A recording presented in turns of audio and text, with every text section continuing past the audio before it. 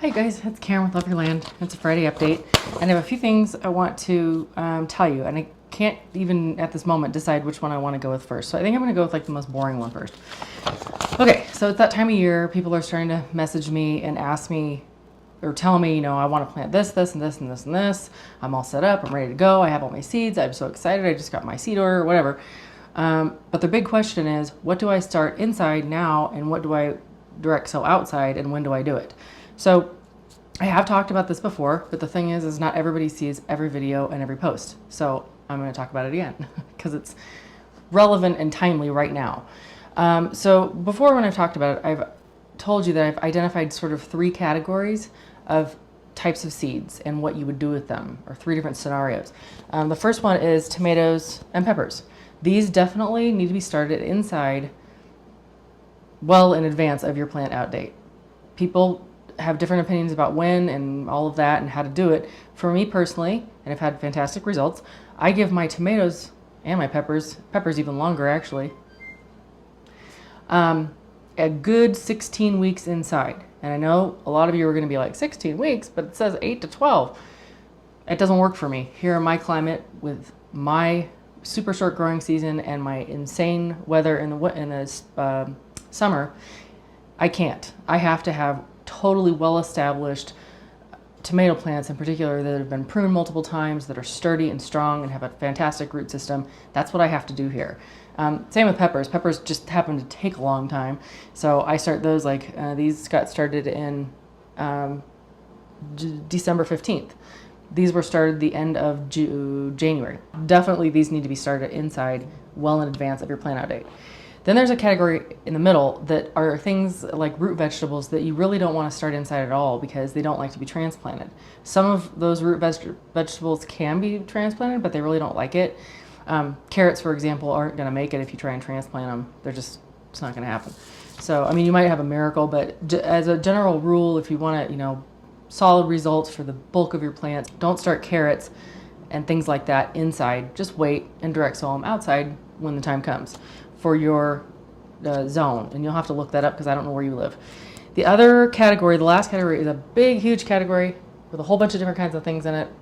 I have this list here, in fact, that's 2 pages long, and the majority of these vegetables are in both columns to either start indoors or direct sow outside. And the reason they're in both columns is because you can do either way. You can start them inside, or you can just wait and plop seeds in the ground. And those kinds of things, give you some examples. I'm not going to read them all, but excuse me, to give you an example or some examples of that category of vegetable seeds, they would be things like beans, broccoli, Brussels sprouts, cucumber, melons, pumpkins, squashes, zucchinis.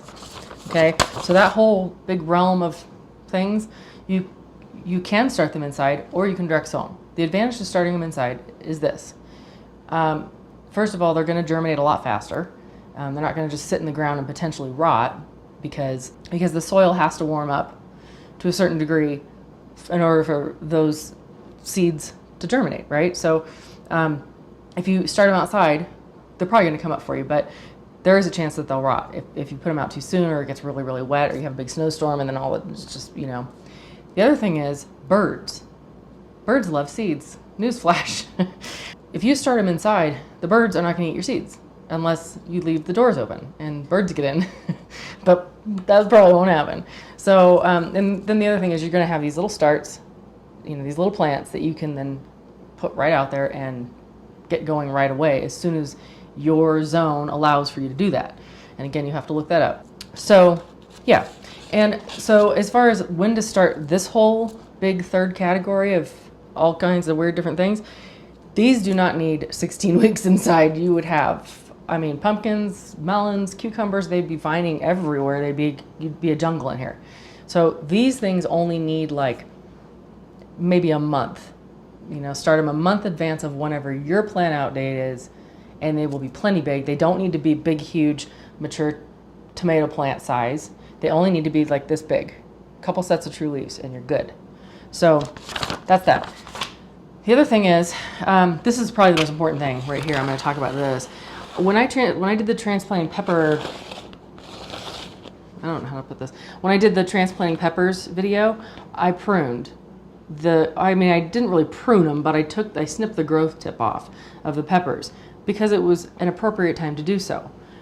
You don't want to take the growth tip off your peppers before they have an established root system, because as I talked about in that video, that growth tip has, where is it?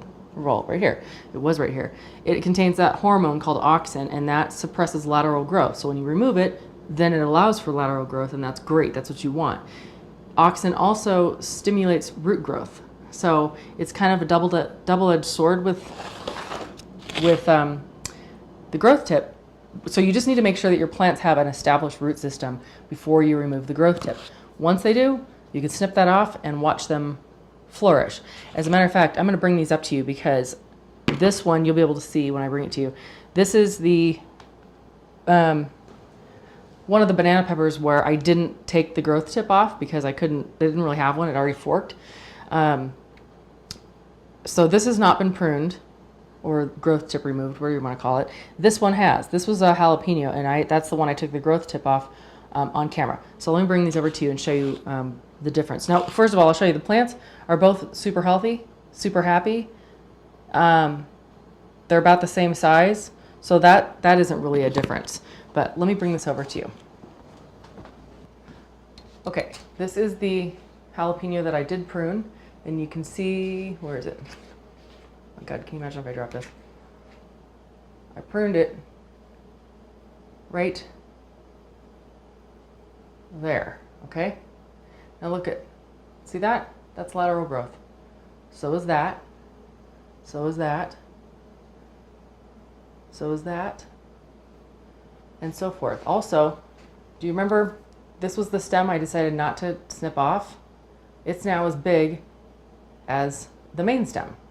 So this is the point of doing that, removing that growth tip, is that you get this lateral growth. All these little buds that have come out are just going to make the plant wider and bushier and stronger.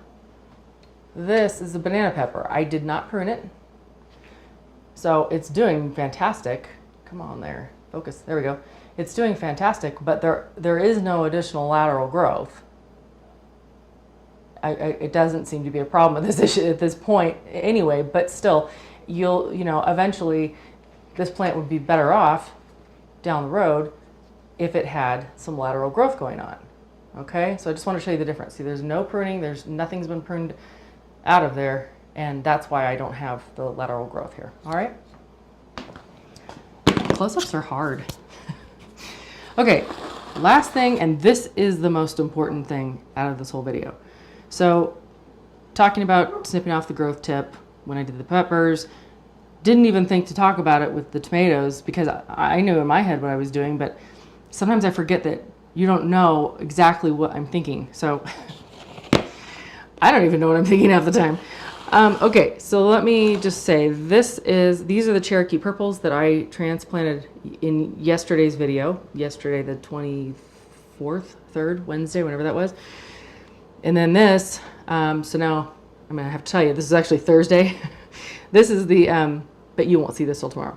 These 3 are the striped Romans that I transplanted today, and I posted pictures on Facebook, and I said, these guys are doing great, they're perfect. These guys are like, and this is fine. This is just how this plant behaves. I know because I grow it every single year. But that's not the point. The point is, no. The answer is no, you do not prune anything off of these tomato plants at this stage, okay? It's totally different than peppers in this regard. So, as a matter of fact, the rule of thumb with tomatoes is you don't start pruning anything off that plant other than side leaves when you're planting it way down deep like this. Those little side leaves can come off, that's fine. But as far as like, oh, look, there's the growth tip, I'm going to snip it off, do not do that. The tomato plants are different than peppers in that they need to, the rule of thumb is their main stem needs to be as thick as a pencil. So, at least this thick. And right now I have the width of a toothpick on all of them. Well, maybe that guy's a little bigger, but they need to be about this big, at least. So watch for those videos on tomatoes. I will be specific, but if you don't see me prune something off something, that's because I'm not supposed to. So, but if you have any questions about that, always ask me, because somebody asked me, it was Scott Clements today, asked me, do I go ahead and take the growth tip off my tomatoes? And I was like, no, I forgot to say that. So I'm so glad that he asked and brought that up, because otherwise it wouldn't even have occurred to me. I mean, you guys would just eventually would have gotten the video from me that shows me pruning them, but that's not going to be for quite a while, because obviously these guys are tiny still. So don't touch your tomatoes with scissors or clippers at this stage, okay? These guys, yes. These guys, no, okay? So with that, if you have any questions, you know what to do. Post a comment below or go over to Facebook and ask me there, and I will answer you. Or you can always message me, but it's always better to, not always better, but it is also nice if you just go ahead and post your question in the conversation in Facebook, so that everybody can see the question, see the answer, because if you're asking it, probably 10 other people that are looking at that post right then are asking themselves the same question. So anyway, that's it. I will talk to you on Facebook. Have a great weekend, and I'll see ya. Bye.